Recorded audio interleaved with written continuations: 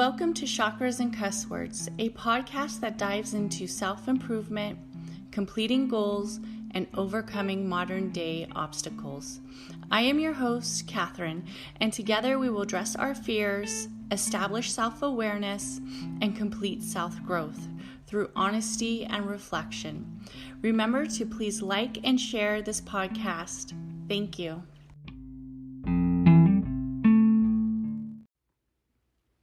Thank you for listening to Chakras and Cuss Words. This podcast has been brought to you by Anchor. Anchor has sponsored, distributed, and helped me create a good podcast to you. So if you have been thinking about making your own podcast, I suggest you use Anchor. It's easy to use and it's free. So go ahead, create your podcast, and I can't wait to hear it. Thank you for listening. Hello, everybody, and welcome to Chakras and Cuss Words. And today I have a very special guest. I have Miss Mary DeLucia. I cannot pronounce your last name, but welcome, and please introduce yourself. Let us know a little bit about you and what exactly you do or have done. Hi, Catherine. It's great to be here. So I would consider myself like a victim advocate. I was for the first 10 years after college and starting even in college, I was a professional victim advocate and I loved my job. But I left for more personal reasons, but I still am very passionate about ending domestic violence and ending gender-based violence in general. Ending gender-based, yeah. Ending gender-based violence in general. Yes. So I love that you were willing to come on to the show and talk about domestic violence and talk about violence in the relationship, because it is a very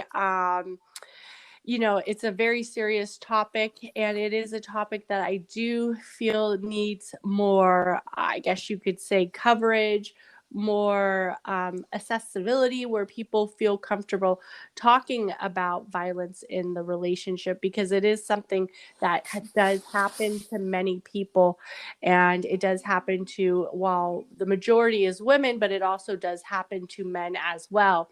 So breaking the stigma of being a victim of a violent relationship, I think, is the first step. So I just want to thank you for coming on to the podcast today. How did you kind of get started in this? How did you become an advocate?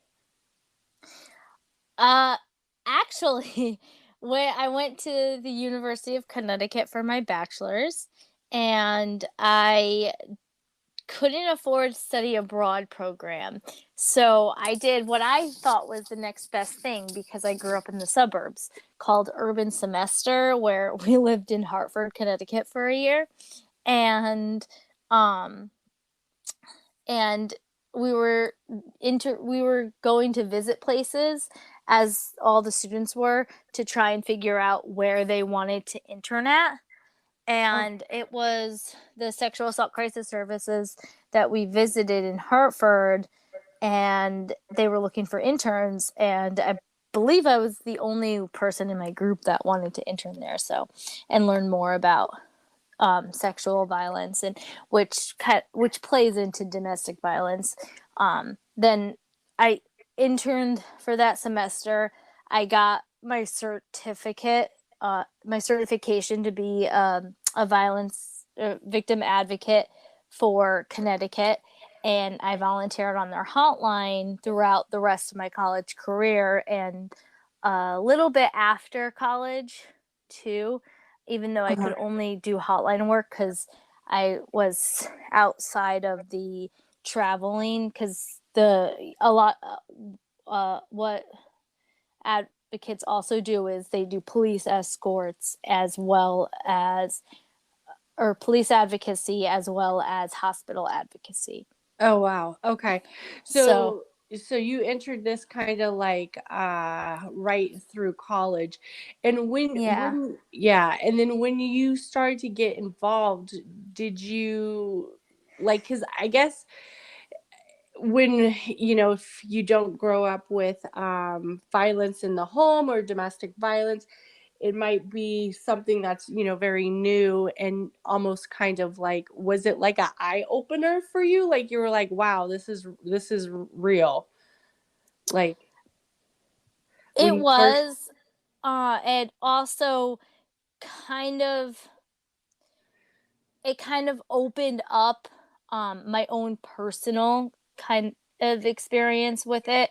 I was a victim of child sexual abuse from my cousin when I was very little, and I don't really remember the details. I know some details, but not a lot of the details.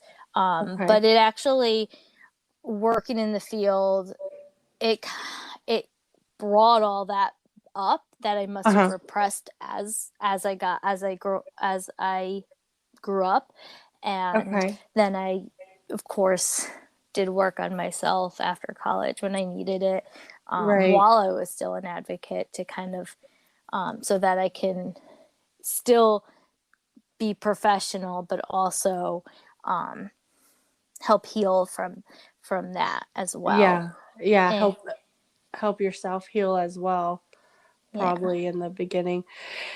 So, when you first started, how did you separate the two from your, like, from past trauma, and then stepping into that area where now you're helping people? How were you able to kind of get that?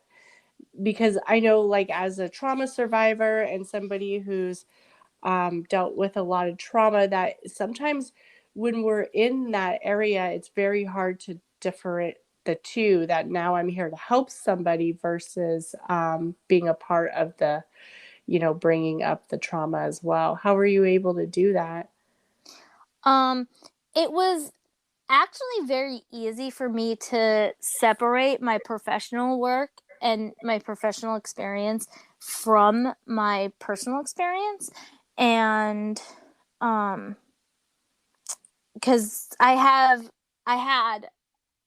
and probably still have, that I'm working on breaking, a bad habit of putting everyone else ahead of my own needs, everyone else's Uh, needs ahead of my own, as I'm uh-huh. sure like is very common for a lot of women, Yeah. and I'm sure some men, but I'm Right. generally it's very common for a lot and I'm also a new mom too, so, and I'm learning a lot of moms do that too. So from all the mom support groups I'm in, but Right. Well, so, congratulations.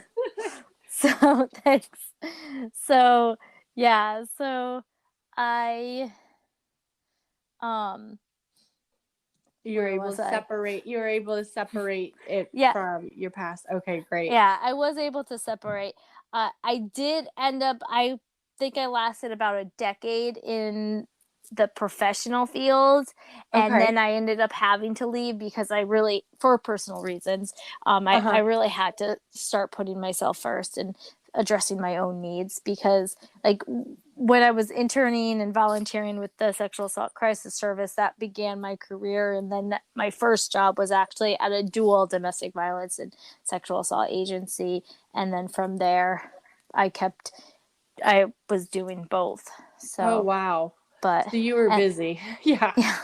And then I ended up, well, I think I was preparing for this podcast and I was listening to some of your other podcast recordings and Uh-huh. uh, Dr. Jen Shaw Yes, yes, with yes. She was the narcissistic. narcissist.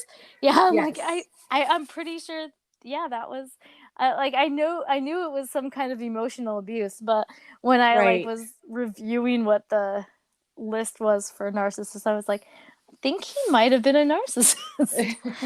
Yeah, Undiagnosed. possibly. Yes, narcissistic personalities do sometimes go into that area of abuse. So that could be a possibility. When you started doing the actual work of advocacy and helping people, can you kind of give us a background of what that was like? Like, what was it that you were helping them do? So pretty much it was a lot of everything. So we were able to, we called it peer counseling because we weren't certified and licensed counselors, so we couldn't provide therapy. However, we called it like peer advocacy counseling. So we were able to provide like support, one-on-one support, or also support or group support too. We had different support groups that survivors could come meet and heal together if they were in that phase of their healing journey, or they could just come one-on-one. We Uh-huh. provided court advocacy. There are so many different advocacy agencies around the country and, well, globally. Right.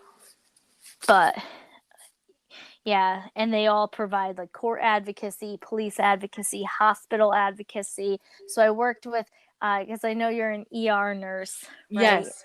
Yes. I worked with a lot of like different ERs getting called to do the, I don't know if you've ever had to do, or the, what is it? The sexual assault evidence collection kit. Yes. So out here in San Joaquin County, we have nurses. They call them like star nurses, where they basically are trained in that area and they do special training. And it's just that nurse with the patient, because when there's a victim of sexual abuse or some type of a sexual assault, they want to make sure that everything's very precise, and most likely they will be subpoenaed to court. So it's kind of like a big deal. So yes, we do have nurses who specialize in that area. But I have never actually been one of this, of that sexual assault, I guess you could say, department or place. But yeah, I have heard of it.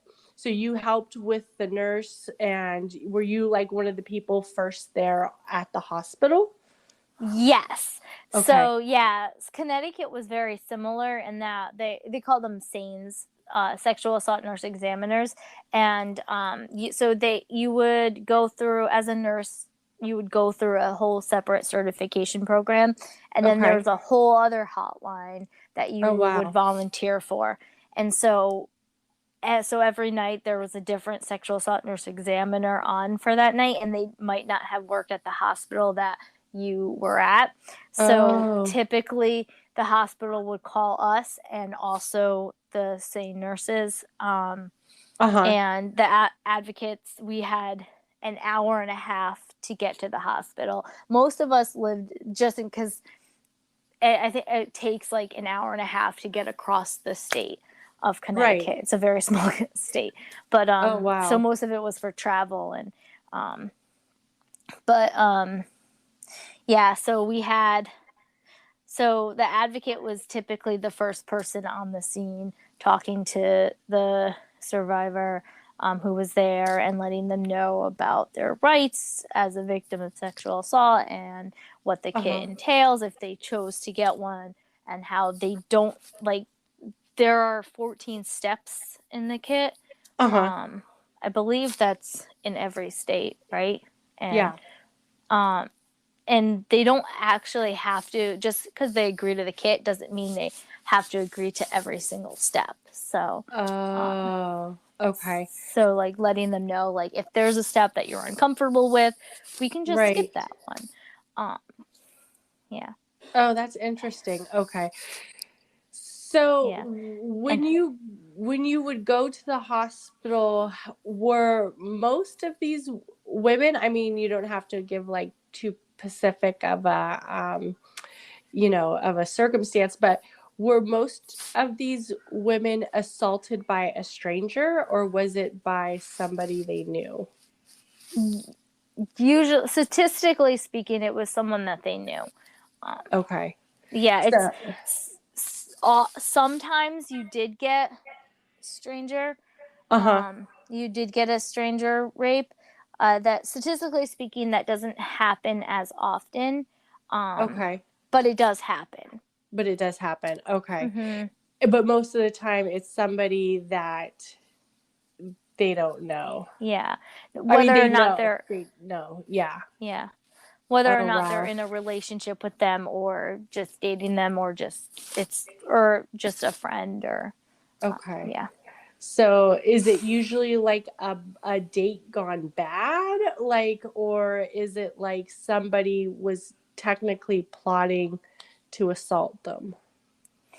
Typically what I've seen, it's usually if someone doesn't just randomly meet someone and then go on a date with them or hang out with them and decide, oh, I want to sexually assault you now. There's usually a bit of grooming that leads up to that, Okay.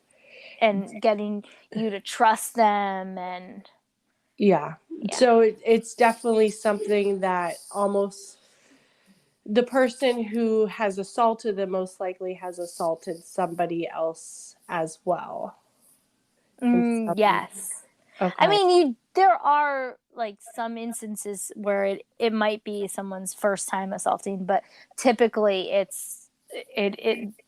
uh someone who sexually assaults someone is serial. So they've done it Uh, in the past, and they have a certain um yeah, they have a certain routine of grooming their victims. oh, wow. Okay. This is like, this is just, it's just very, I guess you could say, almost like alarming in some ways, because as women, most of the time,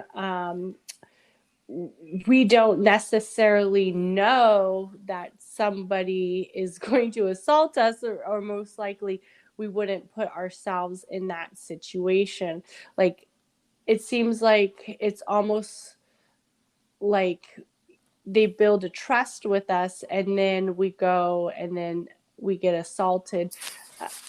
Are Yeah. there, yeah, are there any signs or warning signs that maybe the victims told you that they kind of overlooked, or maybe kind of got an intuition that something was wrong? Or have you heard of any warning signs that women could possibly see or kind of look out for? Uh, Not for sexual assault. Not there. There aren't like that many, like too many red flags, or there's just like a couple, because and even if I were to like go ahead and say and give some potential red flags, I don't really Right. want to do that, because that goes um to the part where there's something that you can do to prevent it, when really there's nothing. There's nothing. Um Okay. and I don't want to say like, oh, just because you didn't like check Right. with your gut, or I don't want Right. to victim blame. Right. That's a huge problem that Yeah. we still have in our criminal Right. justice system. Right. So, And then what happens, like, with relationships, when the relationships start to get into that area of like domestic violence? Is yeah. it, how like, can you give me some background on that? How that kind of happens, or just does it slowly unfold where um all of a sudden just one day the partner snaps? Or I don't really have I've never worked with that much with domestic violence, so I don't really know. Yeah. Yeah, so I actually went on the National Coalition Against Domestic Violence.org, ncadv.org, And just reading from, because they have a lot of different support for the general public. They do have an article on what are the warning signs of an abuser, and of course, like, I can go down the list or start going down. Of course, there's the extreme jealousy, possessiveness, unpredictability, a bad temper, cruelty to animals, verbal abuse, extremely controlling behavior, antiquated beliefs about roles of women and men in relationships, forced sex or coerced sex. Not if it they're similar, or disregard of their partner's unwillingness to have sex. Like, something could be it could be as little as you're in a relationship, you're not really in the mood to have sex, but your partner is trying to make you feel bad about not wanting to have sex, and until you finally give in and have sex, even though you don't really want to. Sabotage of birth control methods or refusal to honor agreed upon methods, blaming the victim for anything bad that happens, sabotage or obstruction of the victim's ability to work or attend school, controls all the finances, abuse over other family members, children, or pets, accusations of the victim flirting with others or having an affair, demeaning the victim either privately or publicly, embarrassment or humiliation of the victim in front of others, harassment of the victim at work. Of course, it's more the list that I go, it's more of a looking for the pattern behind it. Oh, okay. So looking kind of when do most, like, when these relationships get violent and the women decide it's probably time to leave, like, how do they decide? Do they usually start to seek help through counseling first, or do most of them kind of start to make a plan? Because I would think this would be a very almost situation where it's not just easy to leave, obviously. No, it's definitely not easy. When something that resonated in the episode of your podcast where Dr. Jen Shaw was speaking, and when she went to couples therapy, and the therapist took her aside alone and said, "You're not going back into that house at all. Just promise me you'll never go back there without a police escort." Right. That kind of really resonated with me, because, like, leaving an abusive relationship is the most dangerous part. Yes, the leaving. That's when the abusive partner, their behavior can change, and they'll start saying, "Oh, I'm so sorry. I love you. Don't leave me. I need you." Bringing gifts, trips, or whatever the case. But also, if that doesn't work, then the next step is the whole, like, if I can't have you, no one will, and it can get dangerous, physically dangerous. Yeah. So, when women get to that point, what usually, how do they get there? Like, because I heard it takes a woman like about 7 attempts to actually try to leave a abusive relationship. That it's not like she just leaves the first time. Oh, yeah, it definitely takes multiple. I think it used to be 7, but even though I haven't been in the field in a while, even when I was working in the field, we would be like, it's more like 13 times. Oh, really? Yeah. Wow. That's a lot. It can take a while, because because it's still a legitimate relationship. You have Right. feelings for this person, and this person has feelings for you. Those feelings are real. It's Okay. just a very unhealthy relationship and toxic.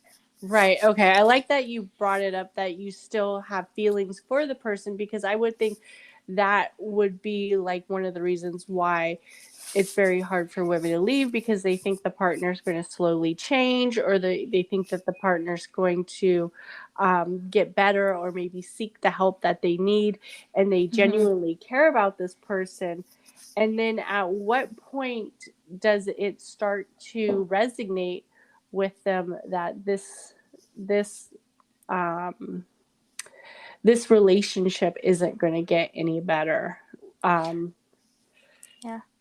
That's a personal choice right there. uh-huh. It's yeah, it's a very personal choice. It has to be something that the person in the being abused is finally they finally realize that, yeah, they're never going to change, and also Uh-huh. they're ready to give up that person. They're ready because the relationship can last for years, it can last for months. The if it lasts for years, I'm sure like you build a foundation with this other person. Right. That's really hard to give up. And it's Right. also really hard, especially if control of the finances was financial abuse was part of the abuse. Uh-huh. Then it's if they're expected, if you're living a certain lifestyle and then you have to start over Uh-huh. and you have to lose your lifestyle, like that's also a big factor to play in. And If Yeah, if you have to change your whole life to leave this person. yeah. Okay. So it definitely is something that is going to take a lot of time. It doesn't just happen overnight, in other Mm-mm. words. um I mean, it can. Every person is different, uh-huh. but typically speaking, it has to take that person has to be ready to leave, and Uh, also prepared for the uh-huh. consequences that could come from leaving. Okay. What would you say is the first step for somebody who's getting ready to leave an Uh, abusive relationship? Finding a support system of some Okay. kind, whether it's a friend who you know is on your side and not going to tell your partner. Okay. That's definitely like, or a family member, or if you don't have anyone, because part of abuse is isolation from Okay. others, which that was actually the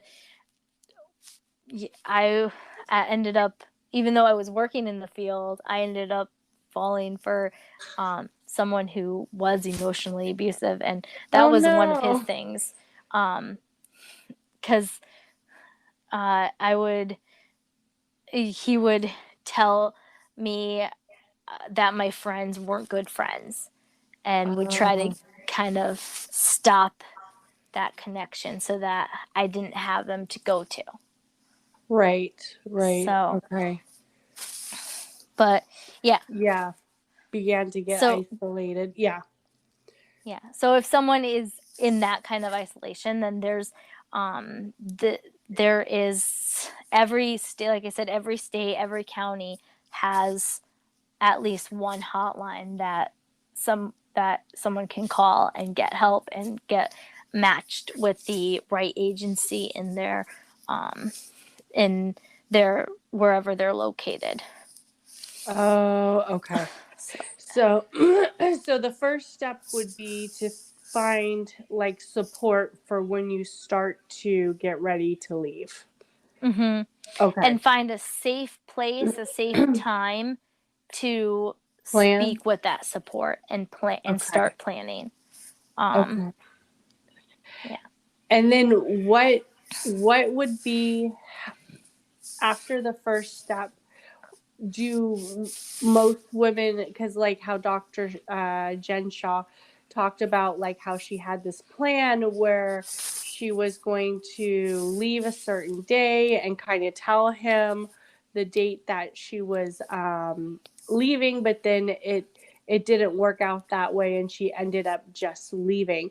So when the women have a plan, what are some of the safety avenues that they have to do? Is it better to just leave and kind of just leave and not necessarily tell them? I guess it depends on the relationship, huh? Yeah, it depends on the relationship. Even I don't. Yeah, I don't see. And leaving is the most dangerous part. So, Right. like, telling them, "Oh, I'm gonna leave you on this date," and like Yeah. giving them a deadline to act by, like, they could try to be nice, and if that niceness doesn't And work, they still want to leave, then it could become more dangerous on that date. that's Um, true. Yeah. so typically, what we would do when we would safety plan with individuals in this situation is we would have them at least get some kind of bag together, like a safety bag or a safety kit Mm-hmm. together, where they have some money, Uh-huh. like some cash available, Okay. or like their IDs, passport, any ID, passport, birth certificate, Uh-huh. any kind of like legal paper that could make it easier for them when they're trying to get another, if they need Uh, to get another ID. Maybe like a few changes of clothes, medications, anything that they could possibly need if mm-hmm. they did have to leave suddenly. Okay. So that way they had a bag already in place, Okay. and then from there they can, and of course put the bag in a safe location that the abuser isn't going to find. So whether or Right. not that's at a friend's house or in the trunk, if you have a car and you want to keep Uh-huh. it in the trunk of your car, and then just put it in just like a gym bag or something that is going to be like inconspicuous. Right. So Somewhere yeah, just plain sight that they can find, but somewhere where it's hidden and they don't necessarily find. yeah, Okay, but also easy for you to get to. bit easy for you to get to. Okay, and I would think a woman who is going through this and dealing with domestic violence and all that and thinking about leaving and trying to come up with a plan, that they almost feel like embarrassed and ashamed in some ways, and it's not necessarily easy for them to talk to their family and their friends about it. Who and where can they go to find the support to talk about it to somebody who maybe they can open up more with? Yeah, again, I'm gonna just go ahead and give the hotline, the domestic violence national hotline, the 1-800-799, and then safe, spelled out SAFE, so 7233. Okay. There it's a confidential hotline. It's 24/7. You can call, you can give a fake name. Mm. So you don't actually have to, and you can just call that and just talk to someone. Mm-hmm. Yeah. And then some advocacy centers also have chats available too, or texts, Okay. because that's more, because in the society that we're in, that's everyone chats or texts now. Yeah. But the national hotline number that's not going to go around. That's always somewhere to. Oh, okay. So that hotline, the number never necessarily changes or anything like that. Yeah, that hotline has been around for decades. Oh. So That's yeah, good. That's good. Yeah. Yeah. so there's that. If there's ever like a safe time for them to call, um, and so that they can talk to them, and it's also like confidential, so that if the abuser like looks through their phone and sees this number and Uh-huh. calls them, they're not gonna say, This is the national. that they called. Oh, But nice. Okay. So they won't tell them exactly who it is that they're calling, or it's like a confidential where the abuser won't find out exactly who it is. well, if you call them, Uh uh, huh. there there are like different steps. I know during Yeah, there are different steps that the advocate answering the phone call takes. Uh huh. Because usually they call back, and then the advocate will call them back if they don't. So it's like an answering service, and then the advocate calls them back, and Uh huh. usually they call back from a blocked number, and they confirm that they're talking to the right person that called them. And if it's Okay. not the right person that called them, like if Jody called and um, Tim The, answers, right. then they know, oh, I'm sorry, I must have the wrong number. Okay. Good. Okay. That's good. That's good to know. You know what I mean? Like, especially with something so fragile as, leaving a relationship where it's abusive. So, Mhm. what tips would you give um, women who are possibly thinking about leaving or considering? Do women go back and forward? Like, am in a violent relationship? Am I not? Like, is it something that they almost kind of battle with? What tips would you give them if you think somebody is trying to leave or getting ready to leave? Mm, like if they're unsure whether or not it's an abusive relationship, Yeah. well, I would just, validate their feelings Uh huh. and let them know that what they're feeling is what they're feeling.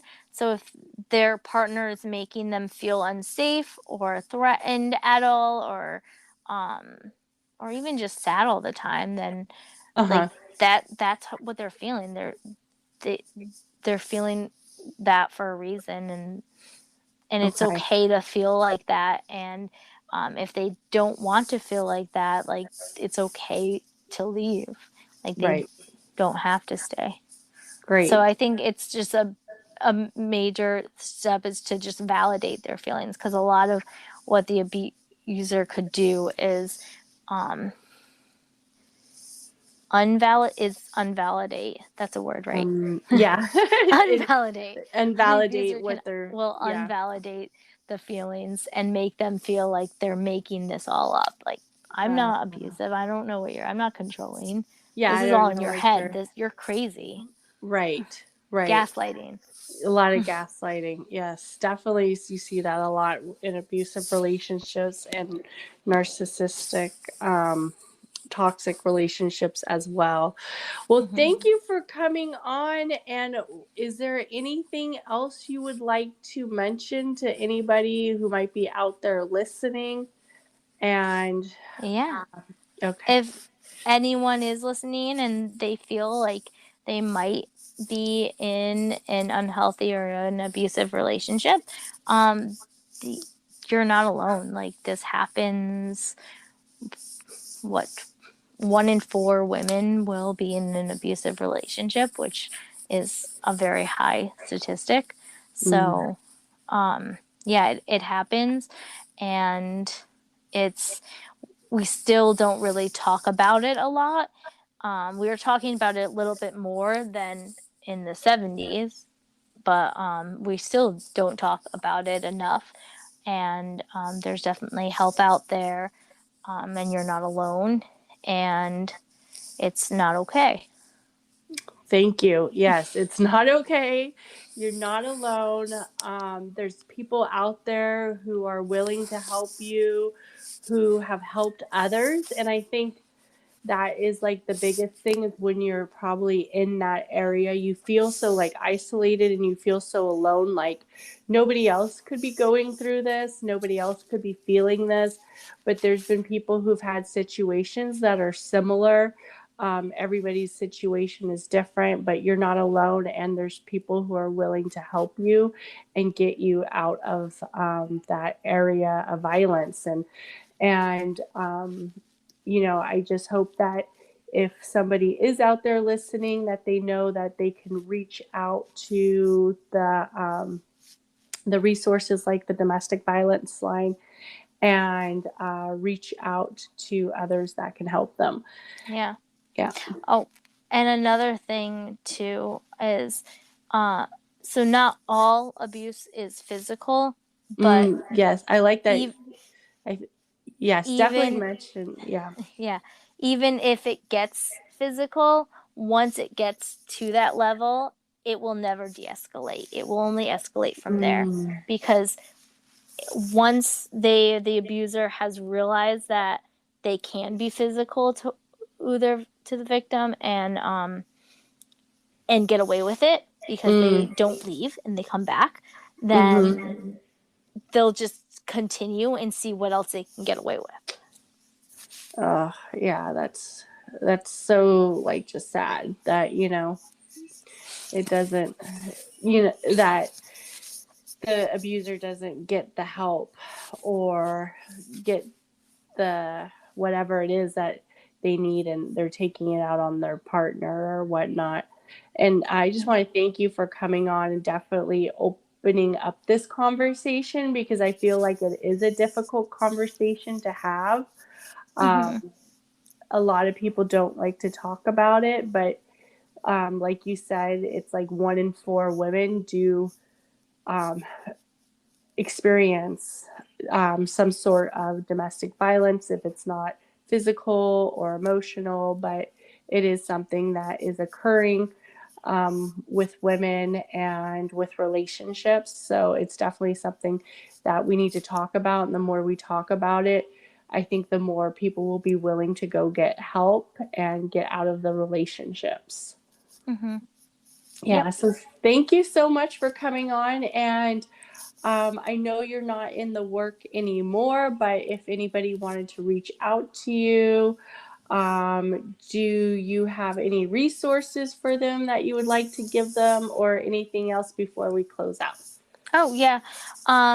Yeah, so like I said, there's the National Coalition Against Domestic Violence, and also the National Coalition Against Sexual Violence, and that they have 24/7 hotlines. So I believe I gave the 1-800-799-SAFE is the DV's hotline.